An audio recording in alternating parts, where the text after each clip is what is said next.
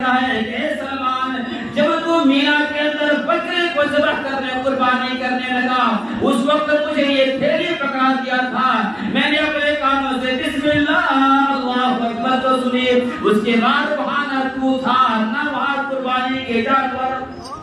سلمان بن ربیع رحمۃ اللہ علیہ کے دوسری چیخ نکل گئی اور رونے لگے میرے دوستو، اور روتے روتے